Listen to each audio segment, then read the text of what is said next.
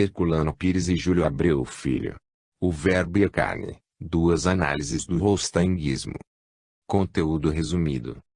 No presente volume, J. Herculano Pires faz uma minuciosa análise crítica da mistificadora obra Os Quatro Evangelhos, de J. B. Holstein. Essa obra, que foi denominada A Revelação da Revelação, é um extenso e emaranhado conjunto de dissertações, algumas copiadas das obras de Kardec e outras propondo teorias estranhas sobre a personalidade de Jesus, além de outras afirmações duvidosas e contraditórias. As teorias do holstein-guismo acabaram influenciando os próprios dirigentes da Federação Espírita Brasileira, em cujo estatuto foi determinado que para participar da diretoria dessa instituição era obrigatória a confissão de aceitação das teorias holstein-guistas. Herculano demonstra, enfim, a fragilidade do movimento espírita brasileiro, cujo excesso de religiosismo leva muitos adeptos à aceitação, sem uma análise racional, de todo tipo de novidade doutrinária. O Verbo e a Carne. O Verbo se fez carne e habitou entre nós. João 1:14. No seu leito de libertação, pouco antes de abandonar o casulo do corpo e voar para o além, Júlio Abreu Filho conversava comigo e Jorge Rizzini sobre questões doutrinárias. Surgindo o problema do holstein-guismo, lembrei o seu trabalho a respeito e a necessidade de reeditá-lo. Júlio entusiasmou-se com a ideia e incumbiu-me de tratar do assunto. Estava presente uma de suas filhas, a senhora Ceres Nogueira Abreu Saquicheta, esposa de meu amigo e colega de imprensa Hermínio Saquicheta. Falei a Júlio da necessidade de uma revisão do texto e acréscimo de notas explicativas. Ele me autorizou a fazer o que fosse necessário, pois compreendia a exigência de atualização. Mas ao reler o trabalho de Júlio vi que era necessário fazer um pouco mais. Esse trabalho é polêmico e seguiu os rumos determinados pelas circunstâncias. Embora muito valioso, particularmente pelos dados que o informam, devia ser amparado por um esforço de análise metódica. Pensei numa introdução, mas o assunto exigiu mais do que eu pensava. Fui levado a escrever um pequeno livro, que é uma introdução analítica ao livro de Júlio. Assim, achei melhor que ambos figurassem num volume único, sob um título geral. A escolha do título O Verbo e a Carne foi determinada pelo profundo significado do versículo 14, capítulo do Evangelho de João. O Verbo se fez carne e habitou entre nós, cheio de graça e de verdade, e vimos a sua glória, glória como do unigênito do Pai. Na polêmica entre kardecistas e holstein-guistas esse versículo é pacífico, pois o holstein-guismo também aceita a encarnação do Verbo, embora condicionando ao dogma de encarnação fluídica. Assim, o título evangélico não implicava nenhuma afirmação a priori, nenhuma antecipação de conclusões. Por outro lado, a relação entre o Verbo e a carne envolve questões fundamentais do cristianismo, amplamente desenvolvidas pelo Espiritismo. Este volume não trata especificamente dessas questões, mas são elas, sem dúvida, o ponto central dos dois trabalhos, o meu e o de Júlio. Nenhum título os unificaria melhor. Muita gente pensa que a questão do holstein-guismo deve ser posta de lado. Essa é uma atitude cômoda, mas não corresponde às exigências da boa compreensão doutrinária. Espero que o nosso trabalho, o meu e o de Júlio Abreu Filho, concorra para melhor entendimento do problema. São Paulo, 21 de novembro de 1972. José Herculano Pires. Parte 1. José Herculano Pires. A memória dos amigos e companheiros engenheiro Júlio Abreu Filho, Dr. Manuel de Paula Cerdeira, Dr. Carlos Embaçaí, que corajosamente lutaram nas trevas do mundo para que a luz da razão prevalecesse entre os homens. 1. O holstein-guismo à luz dos textos. Quem foi Holstein e o que é o holstein-guismo? Essas duas perguntas são muito comuns no meio espírita. Como acontece em todos os movimentos doutrinários, religiosos, políticos, sociais, etc. O espiritismo é conhecido apenas superficialmente pela maioria dos espíritas. A obra de Holstein, Revelação da Revelação, Os Quatro Evangelhos, é muito extensa e complicada, abrangendo 4 volumes de 500 páginas, em média, cada um. Os artigos sobre essa obra, divulgados quase exclusivamente pela revista O Reformador, da FEB, Federação Espírita Brasileira, são em geral longos e confusos, além de apaixonados. Os artigos de crítica, raramente publicados num ou outro órgão da imprensa espírita, limitam-se quase sempre a refutar aqueles. O leitor espírita vê-se diante do problema de Holstein como diante de uma muralha intransponível. A obra maciça o espanta e as discussões agitadas o perturbam. Isso o leva a tomar posições de segunda mão, ficando com a opinião do círculo a que pertence. O resultado é vermos o movimento espírita dividido em áreas kardecistas e áreas holsteinguistas. O grupo holsteinguista da Federação Espírita Brasileira, tradicional e apoiado em dispositivos estatutários da Casa Mater, sustenta o princípio de que Holstein é o complemento necessário de Kardec. É a revelação da revelação. O prestígio da FEB e a sua insistência na divulgação e sustentação do holsteinguismo dá certo vigor a este, particularmente no centro e norte do país. Mas, ao mesmo tempo, a repulsa a Holstein é maciça em São Paulo, cuja tradição kardecista se estende a todo o sul, com exceção de um grupo numeroso em território gaúcho, compensado, no outro extremo, pela firme posição kardecista do estado do Rio. Entretanto, mesmo na Guanabara, em toda a região fluminense e no norte e nordeste não se pode falar de um maciço holsteinguismo, pois há numerosos grupos de vigorosas instituições que repelem a revelação da revelação. Vemos assim que o problema é grave e exige um esforço de esclarecimento. Durante certo tempo o slogan "O corpo de Jesus não interessa", o que interessa é ao seu espírito conseguiu refrear as divergências. Por outro lado, o chamado Pacto Áureo, lavrado oficialmente entre a FEB e a USE Paulista, União das Sociedades Espíritas do Estado de São Paulo, fez cair uma cortina de silêncio sobre a questão. Mas em fins de 1971 e princípios de 1972 a própria FEB se incumbiu de rasgar a cortina, iniciando pela Reformador uma campanha de reviviscência do holsteinguismo e lançando nova edição da semi-esquecida obra mediúnica Os Quatro Evangelhos. Verificou-se então um fato curioso: as novas gerações de espíritas foram surpreendidas pela novidade holsteinguista, o que mostra como fora longo o silêncio sobre o assunto. E alguns pequenos grupos entusiasmados com a novidade apareceram aqui e ali, agitando de novo o tranquilo movimento espírita sulino. Esse fato mostrou a necessidade de um exame mais atento e desapaixonado da obra de Holstein. Essa é a razão de ser deste trabalho. Entendemos que, nesta fase de expansão do movimento espírita e de amadurecimento da cultura espírita no Brasil, questões desta ordem não podem ser encaradas com negligência nem recolocadas em termos de simples polêmica. O holsteinguismo está arvorado em nosso território como bandeira de renovação. Essa bandeira permanece hasteada no edifício tradicional da FEB. Grandes e nobres vultos do movimento espírita brasileiro foram holsteinguistas ou são apontados como tal. Temos de examinar a obra de Holstein de maneira objetiva e determinar com segurança o seu valor em face da obra fundamental de Kardec. Seria lógico revisarmos de início o problema da implantação do holsteinguismo no Brasil e analisarmos o sentido da sua doutrina. Mas esses problemas, o histórico e o teórico, dependem do conhecimento objetivo dos textos. Sem sabermos o que é o holsteinguismo não podemos compreender o fenômeno da sua implantação nem examinar o seu significado, do qual deriva naturalmente o seu sentido. Por isso, temos de inverter os termos da proposição e começar pelo exame objetivo dos textos de Holstein. Vamos colocar as teses fundamentais do holsteinguismo na lâmina do nosso microscópio e submetê-las ao exame histológico. É isso que Kardec chamava passar pelo crivo da razão. Não temos a pretensão do absoluto. Queremos apenas chegar aos resultados da análise e oferecê-los aos que debatem o problema sem disporem desses elementos indispensáveis. Conseguidos esses elementos, cada qual procederá de acordo com as regras do bom senso e dará o seu próprio veredicto.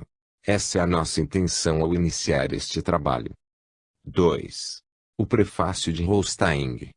Começa assim o prefácio: submeto ao exame e à meditação de meus irmãos os quatro evangelhos e, em seguida, os mandamentos explicados em espírito e verdade.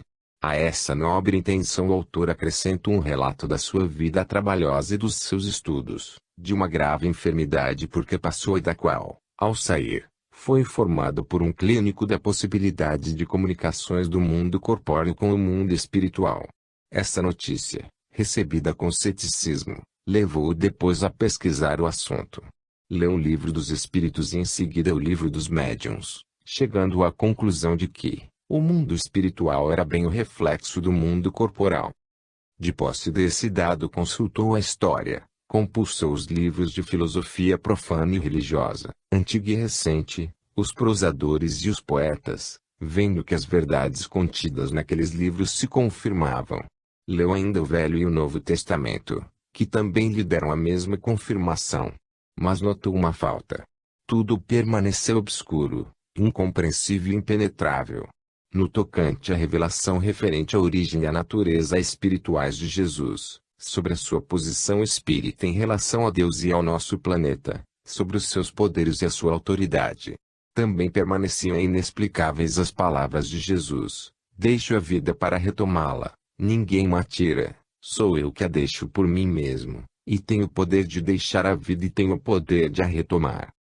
A essas dúvidas se juntaram as referentes ao desaparecimento do corpo de Jesus do sepulcro, estando selada a pedra que lhe fechava a entrada à sua ressurreição e às suas aparições, bem como a sua ascensão às regiões etéreas, com as suas palavras proféticas acerca do futuro do nosso planeta e dos acontecimentos que hão de preceder ao seu segundo advento. E sentiu desde então a necessidade de uma revelação nova, de uma revelação da revelação. Essa convicção o levou a isto.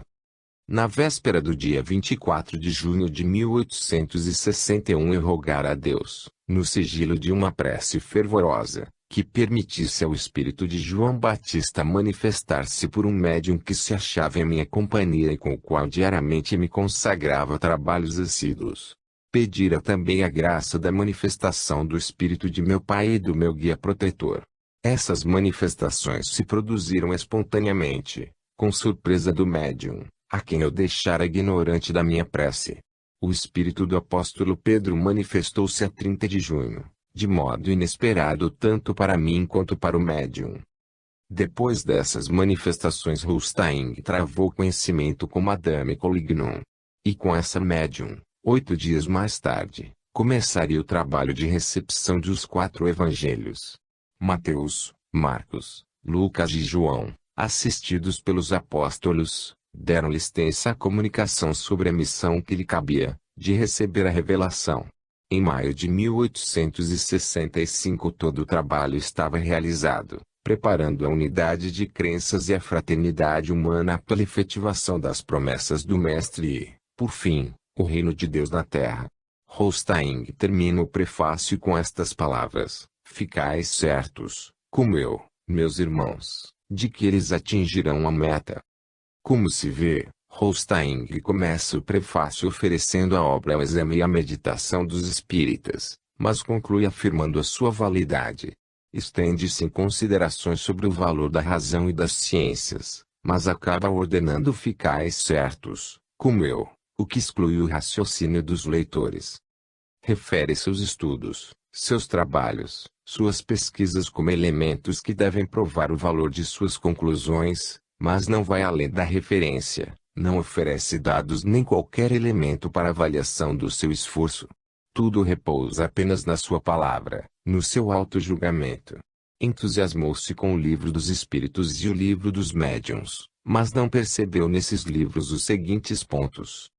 Primeiro, que a origem e a natureza espirituais de Jesus são as mesmas de todos nós, o que o próprio Jesus explicou ao ensinar que somos todos filhos do mesmo Pai que é Deus, o meu Pai e vosso Pai, como disse a Madalena.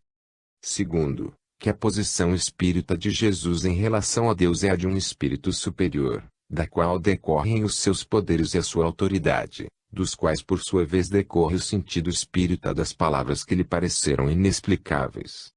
Terceiro, que o desaparecimento do corpo de Jesus do túmulo não se deu com a pedra selada, mas depois do afastamento da pedra, e que a ressurreição, as aparições e a ascensão de Jesus, bem como as suas profecias, explicam-se pelos poderes mediúnicos.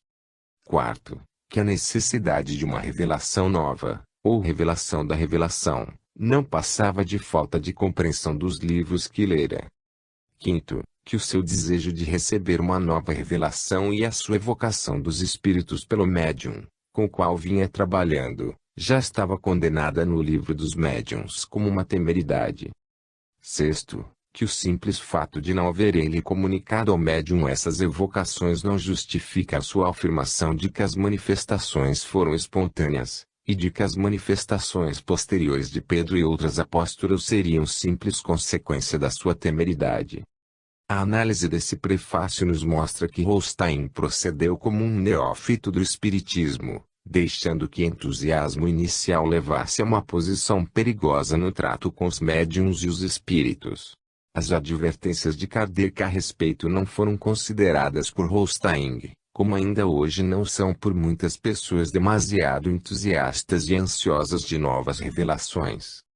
Faltou a Holstein a compreensão do método kardecista para a realização de experiências espíritas. Essa deficiência é fundamental, declarada explicitamente por Holstein no seu prefácio, impede-nos de considerar a sua obra como espírita e de aceitar as revelações que lhe foram feitas como válidas. A situação emocional de Holstein, por ele mesmo confessada, mal saído de uma grave moléstia, e as atitudes que assumiu no trato da mediunidade, sem levar em consideração a exigência básica do consenso universal, são mais do que suficientes para configurarem a sua obra como suspeita. Vejamos agora se a análise dos textos posteriores confirma essa suspeita ou se a invalida. No caso de a invalidar, teremos pelo menos uma razão para aceitar a possibilidade de que a obra de Holstein seja válida, segundo as exigências doutrinárias.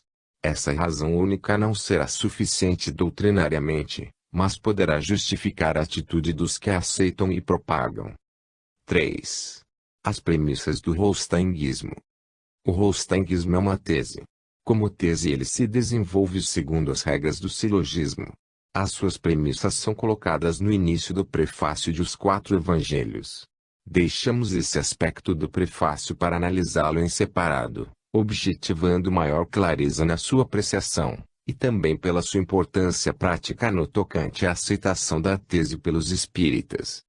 Toda a tese apresenta duas espécies de verdade ou falsidade, a formal e a substancial, que se tornam evidentes na análise do silogismo. Assim, o silogismo, ou processo de raciocínio, pode ser formalmente verdadeiro, quando a sua estrutura segue rigorosamente as regras lógicas. Vamos a um exemplo simples. 1. Os espíritos superiores se manifestam para revelar a verdade. 2. A revelação da revelação foi ditada por espíritos superiores. 3. Logo, os quatro evangelhos são a verdade. Este é o silogismo que leva os holsteinguistas a aceitar e defender os quatro evangelhos. Ele oferece, de fato, uma verdade formal. Sua estrutura lógica é perfeita. A conclusão deriva com precisão da premissa maior e da premissa menor. Mas não basta a forma perfeita para nos dar a verdade. Precisamos também e principalmente da substância legítima, que nos dá a verdade substancial. Como encontrar a verdade substancial desse silogismo? Ela está sempre na premissa menor. A verdade é modesta, esconde-se no meio do silogismo. A premissa maior enuncia um princípio geral, sobre o qual não há dúvida. Os espíritos superiores se manifestam para revelar a verdade. A premissa menor tira uma consequência que pode ser verdadeira ou falsa. A revelação da revelação foi ditada por espíritos superiores. A premissa menor é a chave do silogismo, mas o silogismo, por si mesmo, não pode provar a sua legitimidade. É então que temos de recorrer à pesquisa, à análise, ao exame kardeciano dessa hipótese.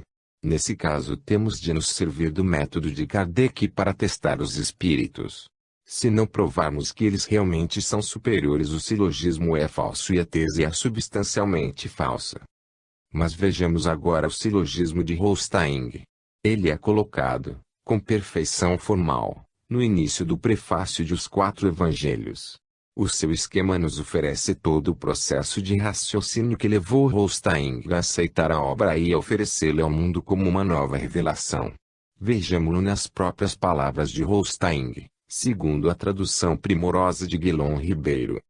1. Emana esta obra daqueles que prepararam o advento da missão terrena de Jesus, participaram do desempenho dessa missão e escreveram esses livros, os Evangelhos. 2. Depois de haverem, nos limites da missão terrena que cumpriram, dado o testemunho de Jesus, eles, despojando da letra o Espírito. 3. Vem clarear o que parecia trevas e do que era considerado mentira extrair a verdade. Coloquemos agora, para maior clareza, esse longo silogismo em termos de lógica formal. Sua estrutura lógica é esta. 1. Os 4 evangelhos são obra dos precursores, dos evangelistas e dos apóstolos. 2. Eles agora apresentam os evangelhos sem o véu da letra. 3. Logo, os 4 evangelhos são a verdade. Segundo a lógica formal, também chamada lógica menor, este silogismo nos leva apenas à verdade formal. Mas para chegarmos à verdade substancial temos de recorrer à lógica maior, que exige o exame das premissas. Ao contrário do silogismo que damos como exemplo inicial, este silogismo de Holstein não parte de uma premissa formada por um princípio geral, mas por um pressuposto particular. Holstein admitiu a legitimidade dos autores espirituais da obra, mas o seu veredicto pessoal não tem validade universal. Temos assim de analisar as duas premissas. Se a primeira se mostrar substancialmente falsa, ou seja, se obtivermos a prova de que os espíritos que ditaram a obra não são o que Holstein supõe, todo o raciocínio estará prejudicado. A segunda premissa será falsa, pois seu fundamento é a primeira. E a conclusão, resultante lógica de duas premissas falsas, não exprimirá a verdade mas a mentira. Todo o nosso empenho, portanto, terá de ser posto no exame do texto, pois somente o texto poderá nos revelar a natureza real dos espíritos autores.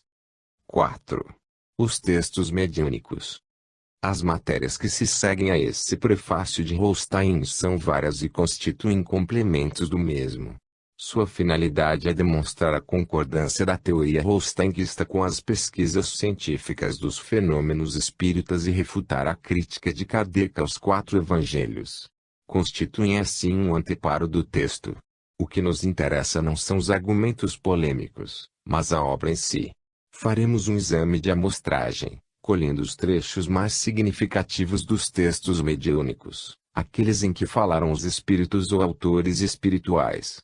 Não seria possível um exame total e minucioso da obra, o que exigiria uma obra ainda mais vasta que a de Holstein. Entremos, pois, na apreciação dos seguintes trechos.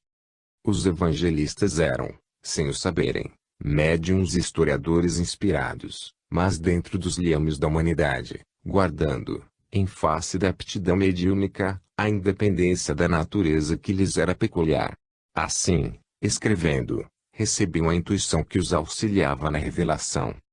A intuição lhes vinha da inspiração divina por intermédio de espíritos superiores que desempenhavam o papel de ministros de Deus, agindo sobre a natureza humana, livre e falível, de cada um deles. As palavras dos apóstolos passaram de boca em boca durante muito tempo antes que fossem escritas, o que deu lugar, de certo modo, às diferenças que se notam nas narrativas. Levando em conta o que nas relações mediúnicas há de humano e por isso de molde embaraçá-las, ter-se-á desvendado o segredo dessas diferenças, aliás pouco importantes em si mesmas. Não podendo deixar de ser assim, os evangelistas, em certos casos que vos serão assinalados, ficaram privados da inspiração, entregues ao próprio critério, alguns pontos da narrativa oriundos da voz pública e que, ao tempo da nova revelação, da revelação, teriam de ser explicados e compreendidos. Tomo 1, capítulo 1, Os Evangelhos. Nos 2 primeiros trechos vemos os evangelistas classificados como médiuns e historiadores inspirados. Recebiam a inspiração de espíritos considerados como ministros de Deus. Mas no trecho último vemos que eles, em certos casos, ficaram privados da inspiração. A experiência mostra, desde o tempo de Kardec até hoje, que os médiuns inspirados, mormente quando a serviço de causas elevadas, não ficam jamais entregues a si mesmos. Os ministros de Deus, nesse caso, teriam falhado no cumprimento da sua missão. Como admitir isso? No trecho intermediário temos uma tentativa de justificação. A demora na fixação escrita das palavras dos apóstolos explicaria de certo modo as diferenças entre os textos evangélicos.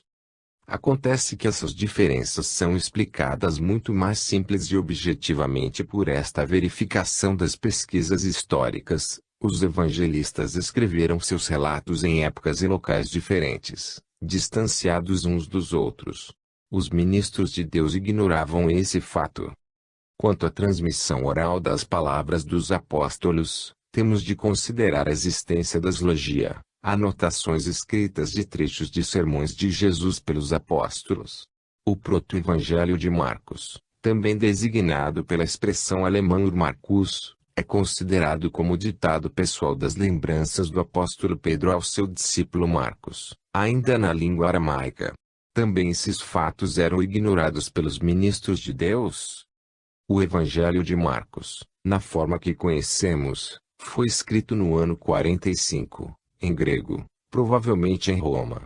O de Mateus foi escrito entre os anos 55 e 60, provavelmente na Síria, em hebraico. O de Lucas entre os anos 70 e 80, em grego literário de fino lavor, possivelmente na Europa ou na Ásia. O de João nos anos 80, em grego e na cidade de Éfeso. Renan, no passado, e Charles Guillenbert, no presente, são os dois grandes pesquisadores históricos, ambos franceses, que conseguiram melhor estabelecer esses dados. Ambos concordam em que os primeiros escritos que deram origem aos evangelhos foram feitos muito cedo, ainda durante a vida de Jesus. Os dados históricos baseiam-se em documentos antigos longamente examinados e confrontados. Se os próprios evangelistas ditaram mediunicamente os trechos acima, Holstein, é estranho que se esquecessem dos motivos reais das diferenças de relatos entre os evangelhos. A nova revelação, ou revelação da revelação, não devia tratar desse grave problema de maneira mais precisa. Ou haverá algum motivo não revelado para que o assunto seja apenas aflorado nessa linguagem vaga, lançando sobre os textos evangélicos maior volume de dúvidas do que realmente existe. Temos ainda de considerar, no exame desses trechos do texto mediúnico dos 4 evangelhos, o problema da linguagem dos espíritos, que é um dos pontos fundamentais da doutrina para a identificação dos comunicantes. Como se verá nos trechos que ainda vamos transcrever, a linguagem da obra é sempre a mesma, vulgar, com evidente dificuldade de expressão em vários trechos, com aplicação de expressões impróprias como dentro dos liames da humanidade e ainda com utilização de certos jogos de palavras que revelam segunda intenção. É o que iremos vendo através de exemplos do próprio texto. E é bom lembrar que a tradução brasileira é considerada mais clara que o original. 5. O fatalismo holsteinguista. O nascimento de João Batista, relatado no Evangelho de Lucas, dá lugar a longos comentários no tomo 1 de Os 4 Evangelhos. Os espíritos comunicantes aproveitam o fato para minuciosos ensinos sobre fertilidade e esterilidade humanas. O que mais ressalta desses ensinos é o fatalismo islâmico que preside a vida do homem na terra. Vejamos um trecho. Zacarias era inconsciente, médium, como bem compreendeis, vidente, intuitivo, pela consciência que tinha da sua visão, e audiente. Assim se explica que tenha visto o Espírito e lhe tenha falado. Foi condenado ao silêncio, não por haver duvidado, porquanto é avisado o homem que se põe em guarda contra o desconhecido, mas para que aquela enfermidade momentânea corroborasse as predições que lhe vinham de ser feitas. Insistimos nas palavras do anjo a Zacarias a respeito de Elias, palavras essas repetidas e confirmadas mais tarde pela opinião e pela voz públicas. Sim, Elias seria João e João fora Elias. Tomo 1, capítulo I, aparição do anjo Zacarias. Nesse pequeno trecho há várias contradições. Zacarias era inconscientemente médium, expressão que se repete nos textos, mas era vidente, intuitivo, pela consciência que tinha da sua visão, e audiente. Afinal, era médium consciente ou inconsciente? E o que quer dizer inconscientemente médium? Todo médium que tem consciência de ver, intuir, ouvir etc. Não é nem pode ser inconscientemente médium. A seguir vemos uma contradição com o texto evangélico. Zacarias não foi condenado ao silêncio por haver duvidado do anjo, mas para que corroborasse as predições que lhe vinham de ser feitas. Nessas previsões se inclui a reencarnação de Elias e João Batista. Emenda tardia e desnecessária ao texto evangélico tradicional, pois a prova dessa reencarnação é dada pela autoridade maior que é Jesus. Qual, pois, a razão dessa emenda que não pode ser verificada quanto à sua verdade ou falsidade?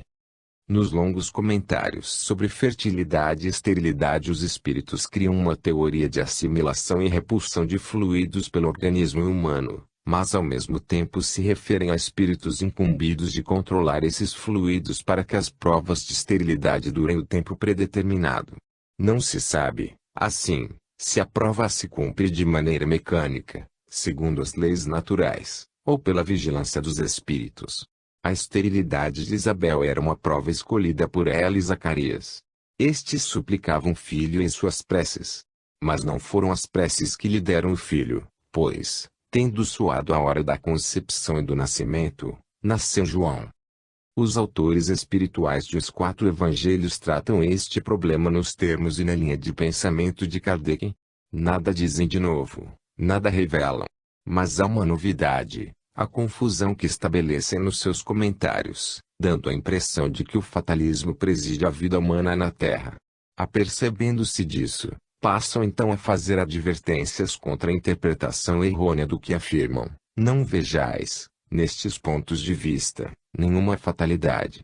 E esse aviso só serve para mais confundir o problema. A revelação da revelação nada revela nesse assunto, como se pode ver no texto. Limita-se a repetir princípios doutrinários que Holstein já havia aprendido ao ler o Livro dos Espíritos e o Livro dos Médiuns. Mas ajunta à repetição algumas hipóteses absurdas e improváveis, que os discípulos e seguidores do Mestre acreditam ser verdades reveladas. Entre essas a de que a mudez de Zacarias foi produzida pelo anjo, que impregnou a sua língua de fluidos magnéticos, tornando-a pesada. 6. O corpo fluídico de Jesus. A teoria central do holsteinismo é do corpo fluídico de Jesus, que não possui o corpo carnal como nós. Vejamos como se explica nos textos a formação desse corpo. Jesus houvera podido, unicamente por ato exclusivo da sua vontade, atraindo a si os fluidos ambientes necessários, constituir o perispírito ou corpo fluídico tangível que vestiu para surgir no vosso mundo sob o aspecto de uma criancinha. Maria, porém, antes da sua encarnação, pedira, por devotamento e por amor, a graça de participar da obra de Jesus, atraindo, pela emanação de seus fluidos perispiríticos, os fluidos ambientes necessários à constituição daquele perispírito. Dessa maneira se tinha que verificar a sua cooperação, mas de forma para ela inconsciente, porquanto o estado de encarnação humana lhe não permitia lembrar-se. Assim, ao aproximar-se o momento final da sua gravidez aos olhos dos homens, ela, inconscientemente, mas ardendo no desejo de cumprir a missão que o Senhor lhe revelara por intermédio do anjo ou espírito superior que lhe for enviado, estabeleceu, pela emanação dos fluidos do seu perispírito, uma irradiação simpática que atraiu os fluidos necessários à formação do corpo fluídico de Jesus. Nenhum efeito, entretanto, teria produzido a ação inconsciente de Maria, sem a intervenção da vontade daquele que é de ser ao vosso mundo. Jesus, pois, constituiu, ele próprio, pela ação da sua vontade, o perispírito tangível e quase material que se tornou, tendo-se em vista o planeta que habitais, um corpo relativamente semelhante ao vosso. Tomo 1, capítulo 1, Anunciação. Este pequeno trecho revela uma ingenuidade assustadora. O que fez Maria nesse episódio? Encarnou-se na Terra para fingir de mãe, Esqueceu-se do papel que ia desempenhar, pois era médium inconsciente, mas agiu inconscientemente atraindo os fluidos na esperança de representá-lo. Entretanto, no momento decisivo, Jesus teve de intervir e constituir ele mesmo seu corpo fluídico, pois só ele podia fazer tal coisa. Só restou a Maria, em todo o drama, uma pontinha para a entrada em cena da falsa gravidez. No ponto culminante da revelação, o que nos é revelado é o papel de tola desempenhado pela falsa mãe do Messias. Tem-se a impressão de um artista piedoso admitindo uma jovem inexperiente ao seu lado para não desgostá-la. O artista não precisava da jovem, mas aceitou o seu pretenso concurso e acabou fazendo tudo por si mesmo. O público não percebeu nada. E a jovem muito menos. Mais adiante a veremos sendo lograda pelo nenezinho esperto que lhe suga o seio sem sugá-lo. Poderíamos encerrar aqui a nossa análise. Não há mais o que analisar. A revelação da revelação abortou nesse episódio lírico-burlesco, ainda nas primeiras páginas do primeiro tomo da obra holsteinguista de 2.000 páginas. Mas acontece que o holsteinguismo é uma crença e os seus adeptos não aceitarão a nossa conclusão. Precisamos de paciência e coragem. Iremos além.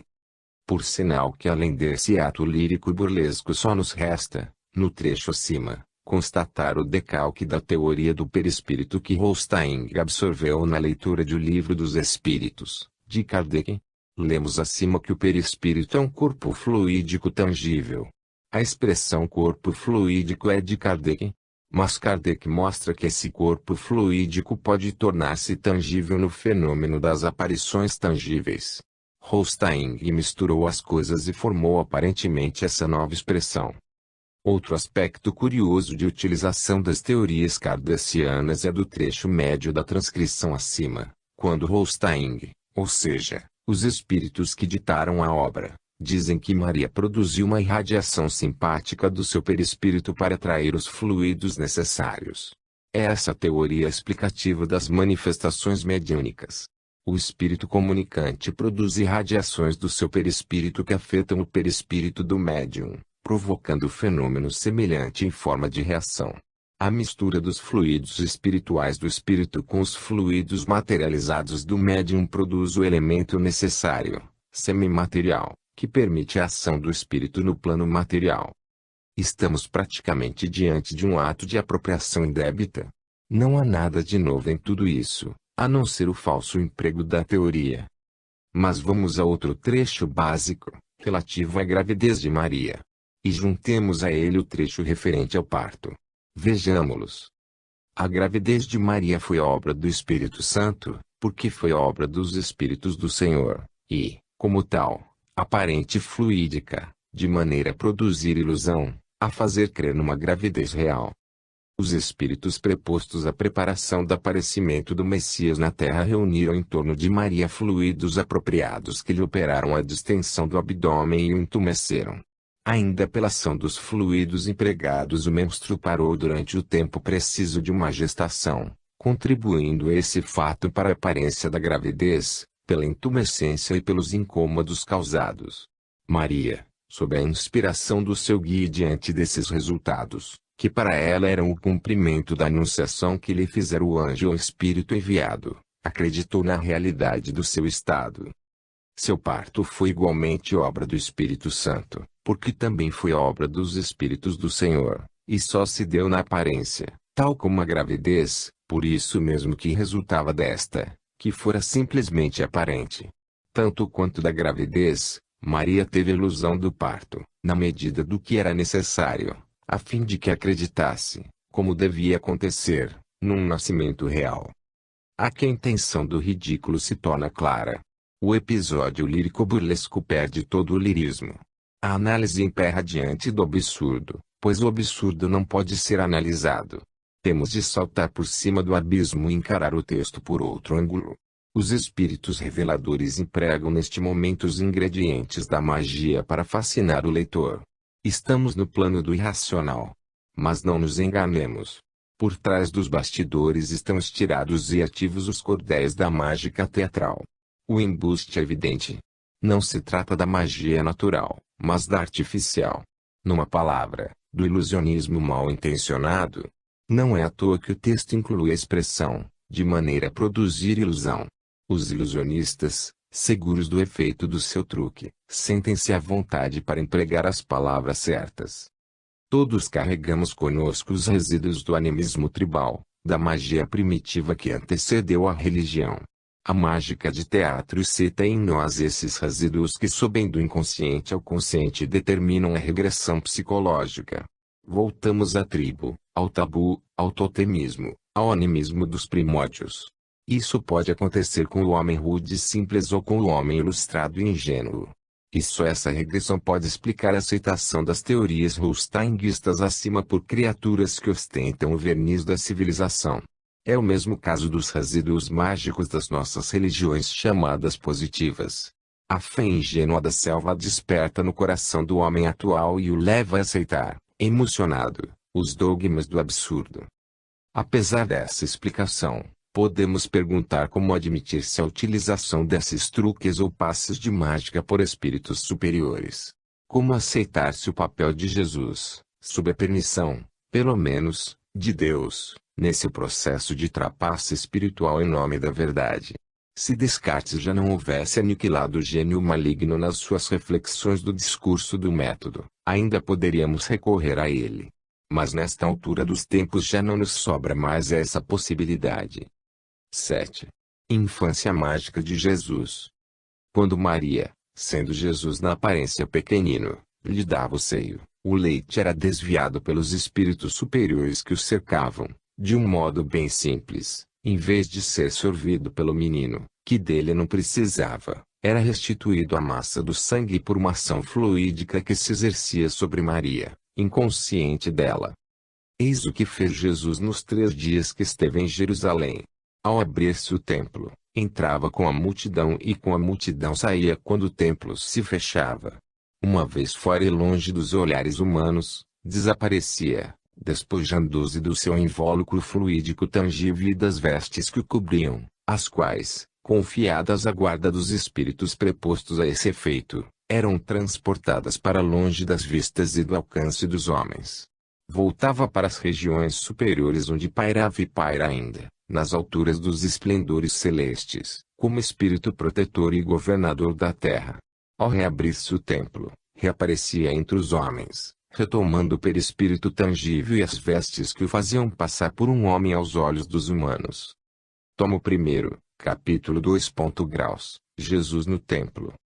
A infância mágica de Jesus, contada na obra de Holstein, faz lembrar certos evangelhos apócrifos que descreveram a vida do menino através de incríveis peripécias. Nos trechos acima vemos a descrição anedótica da amamentação aparente de Jesus. Maria, mais uma vez, continuava iludida. O menino fingia mamar. A transformação do sangue em leite é um ato de magia, digno de figurar nas histórias para adolescentes. A permanência de Jesus em Jerusalém, nos 3 dias em que esteve perdido para os pais, caberia num enredo de aventuras infantis.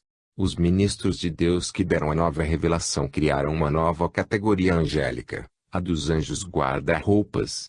Seria difícil imaginar-se maneira mais adequada de ridicularizar o espiritismo aos olhos das pessoas de bom senso.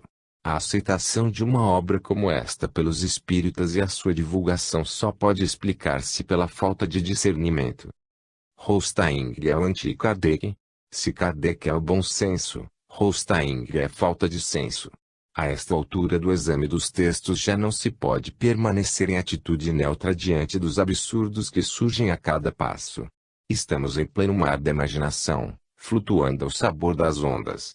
Mas há uma intenção evidente, a de lançar o ridículo sobre o espiritismo.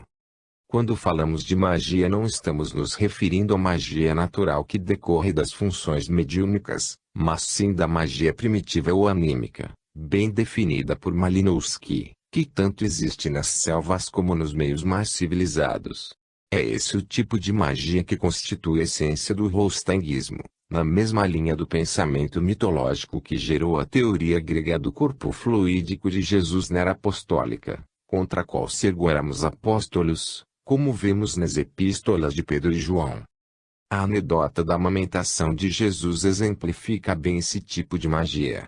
Jesus menino não aparece ali como um ser real, mas como um ser artificial, um deus mitológico que se disfarça numa criatura humana, como faziam os deuses gregos e romanos para iludirem os homens e pregar-lhes as suas peças. Usando o poder mágico da transmutação, alquimia, ou transubstanciação, teologia, o menino mitológico, e, portanto, anticristão, mudava o leite materno em sangue e o devolvia à circulação no corpo de Maria. É uma adaptação ao espiritismo do dogma católico da Eucaristia. Pode-se alegar que isto seria possível por meio da ação mediúnica.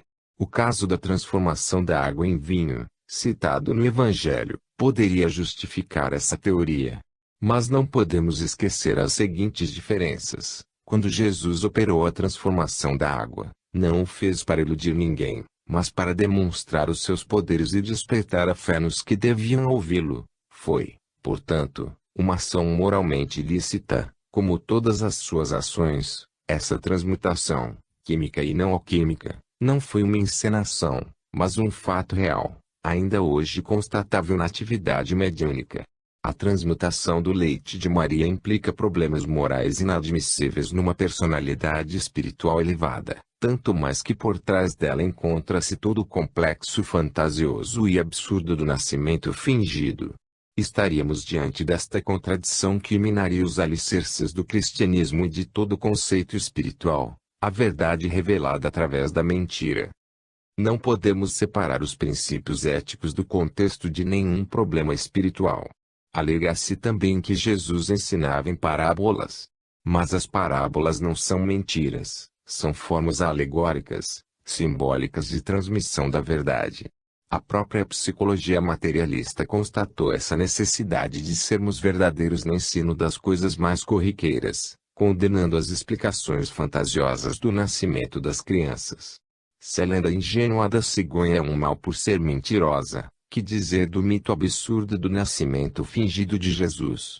O uso da alegoria é válido e prepara o advento da verdade, mas o uso do fingimento é próprio dos mistificadores, dos embusteiros, das criaturas falsas e não de espíritos esclarecidos.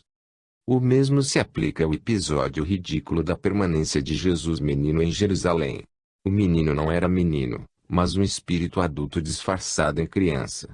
Enganava os doutores da lei com suas respostas astuciosas e enganava o povo com suas fugas para o céu, deixando as roupas em mãos dos anjos que o ajudavam na mistificação. E por que tudo isso?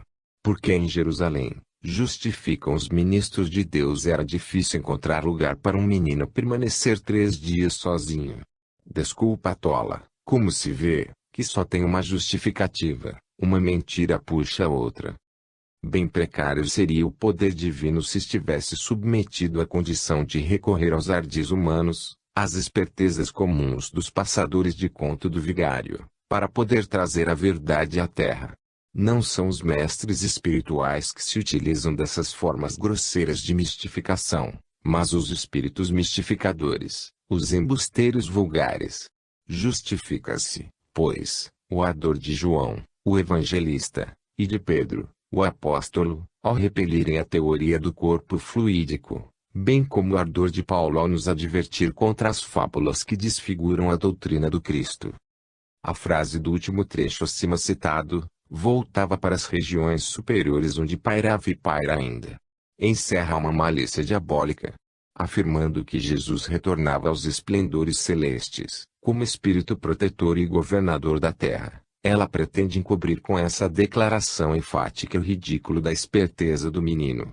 Os corações ingênuos se comovem com essa falsa abnegação de um Deus mitológico, obrigado a participar entre os homens de uma pantomima celeste, e o raciocínio enganado justifica o mito. 8. Repetições e retrocesso. Esgotada a leitura do primeiro volume de Os Quatro Evangelhos, cai o leitor num verdadeiro redemoinho de repetições. Uma simples consulta aos índices de cada um dos 4 volumes da obra revela isso. As revelações e os comentários se repetem no ritmo de um moinho, sem cessar, lançando sempre o mesmo produto. Kardec advertiu, ao registrar o aparecimento da obra, que ela era demasiado vasta. Posteriormente assinalou, como vemos no próprio artigo de crítica publicado na Revista Espírita, número de junho de 1866, e reproduzido para contestação no primeiro volume da obra de Holstein, que esta obra nada mais fez do que avançar além dos limites exigidos pelo bom senso, não se afastando, quando naqueles limites, da linha por ele traçada em O Evangelho segundo o Espiritismo. O codificador, sempre compreensivo e generoso, não quis aprofundar a análise do texto. Isso não o livrou da resposta agressiva que o advogado de Bordeaux lhe deu. Na verdade, Kardec poderia ter demonstrado que os 4 evangelhos não passavam de uma repetição de todos os temas por ele já desenvolvidos nos livros da codificação. E o que é pior, uma repetição desfigurada pela tentativa de renovação da tese docetista do corpo fluídico e complicada por um acréscimo excessivo de comentários vulgares, em tom dogmático e autoritário. Apesar do seu espírito natural de tolerância, Kardec não deixou de assinalar a inocuidade dessa obra, o que exasperou Holstein, como se vê na resposta que este lhe deu. Mas o tópico mais importante do artigo sereno de Kardec foi o seguinte, que mais duramente feriu os melindres do autor e dos seus seguidores. Convém considerar tais explicações como opiniões pessoais dos espíritos que as formularam, opiniões que podem ser justas ou falsas, mas que, em todo caso, precisam da sanção da concordância universal e até confirmação mais ampla não devem ser tidas como parte integrante da doutrina espírita e Biden. Esse critério, que constitui uma das partes fundamentais do método kardeciano, jamais beneficiou a obra de Holstein. O que nela se encontra, excluído naturalmente o decalque geral da obra de Kardec, é simples opinião pessoal dos espíritos reveladores, que se enfeitaram, como dizia Kardec, com os nomes veneráveis dos evangelistas, dos apóstolos e de Moisés. Esse enfeite, por si só, não oferece nenhuma garantia de legitimidade. Por outro lado, a vulgaridade da linguagem e das interpretações, e mais ainda o ridículo das passagens que já analisamos, e de muitas outras que qualquer leitor de bom senso encontrará em abundância nos textos, provam de sobejo contra a pretensão reveladora da obra. A ingenuidade de Holstein, que foi colhido na sua vaidade pelos espíritos enganadores, revela-se na própria publicação de um livro decalcado da obra de Kardec, na época tão em evidência na França e no mundo. Uma pessoa da sua posição, dotada de um pouco mais de bom senso, não teria coragem de lançar esse plágio evidente, que se denuncia em cada passagem do texto, disfarçado apenas com os acréscimos de imaginação, os quais não passam, também, de repetições cansativas de hipóteses combatidas no cristianismo desde a era apostólica e condenadas nas epístolas do Novo Testamento. Essa renovação do docetismo, heresia do século da era cristã, equivale a um retrocesso histórico. A revelação da revelação regride nada menos de 18 séculos. E não obstante pretende provar que corresponde à era moderna, estando de perfeito acordo com as conquistas científicas. Holstein refuta a acusação de docetismo que Kardec faz à sua obra alegando que os docetas não conheciam a mecânica da gravidez aparente e do parto aparente. Entende que a sua doutrina é nova porque explica a encarnação fluídica do Messias. A verdade é que pouco importa essa mecânica imaginária. A palavra docetismo vem do grego, doceta, que quer dizer, crença numa aparência. Vejamos a definição que lhe dá o Diction na Era Enciclopédica Quilete, heresia do segundo século que consistia em pretender que o Filho de Deus só tinha carne aparente, que só havia nascido, vivido e sofrido em aparência. O holsteinismo, por acaso, diz outra coisa.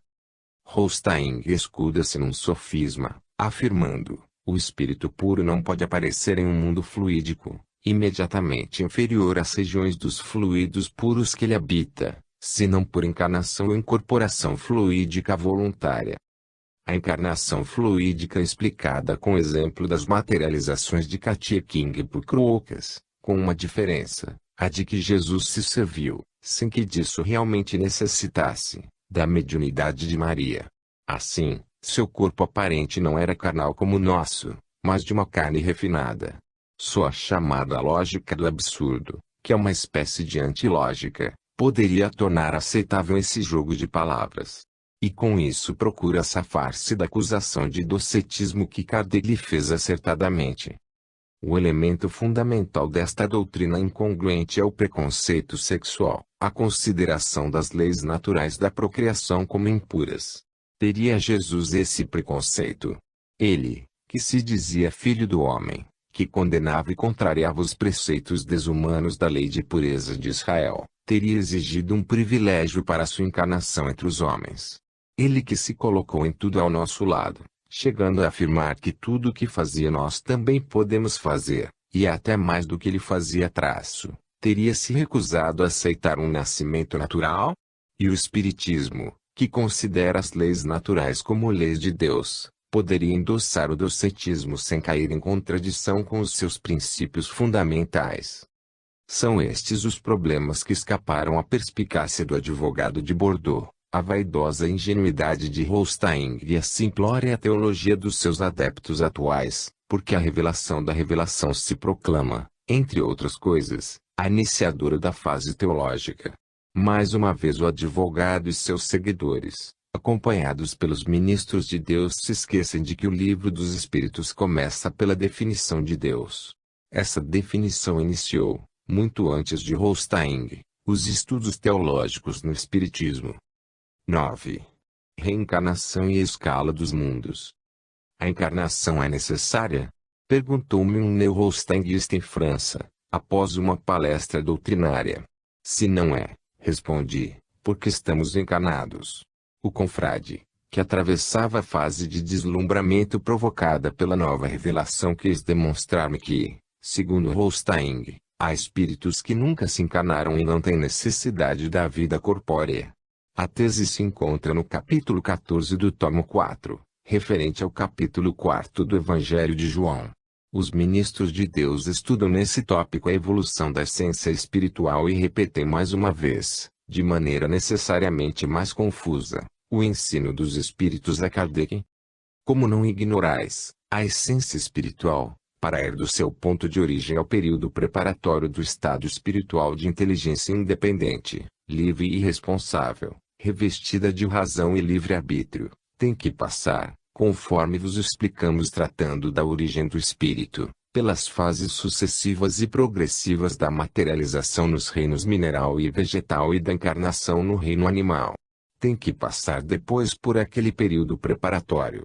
Transposto esse período e uma vez de posse do livre-arbítrio, ela se acha na condição de espírito formado, mas em estado de simplicidade, de ignorância, de inocência, cumprindo-lhe passar pela fase da infância e da instrução e ser, pelos seus guias, colocada em situação de se servir do livre-arbítrio. Então, no gozo da sua independência e da sua liberdade, que de uma e outra decorrem, escolhe o espírito o caminho que prefere tomar.